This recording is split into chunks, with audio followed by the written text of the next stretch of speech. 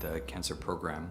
One of our primary areas of collaboration is in childhood cancer with international partners. One who may be known around the room is St. Jude Children's Research Hospital. So about 5 years ago, we launched an initiative called the Global Initiative for Childhood Cancer.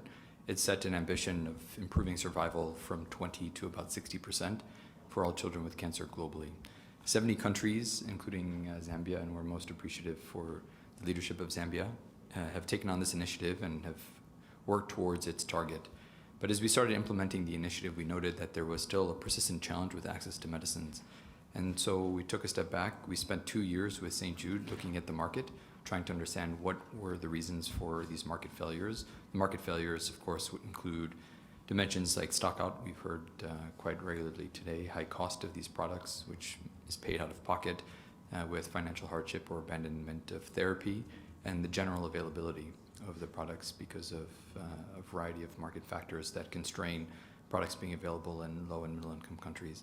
So after 2 years of research, we announced a commitment, and St. Jude is funding it with a $200 million upfront investment to provide free, effectively for the purposes of just sharing with you the context, but medicines to all children with cancer in 50 countries by 2027.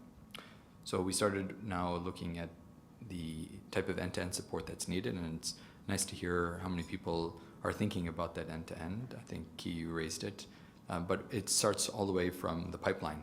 What's coming in the market? How do we make it more relevant for children in need in low and middle income countries? For example, looking at formulations. A lot of the formulations are given IV, but there may be a subcutaneous or an oral formulation that would make it more user-friendly for the families. So how do we shape the market up front? Then once we've identified the country, how do we work to evaluate the country readiness? We do a full supply chain evaluation. We try not to duplicate. We looked at Zambia as an example. I think Zambia has 6 supply chain assessments in the past 2 years. So it's just, again, how do we avoid duplication? How do we build into existing work streams?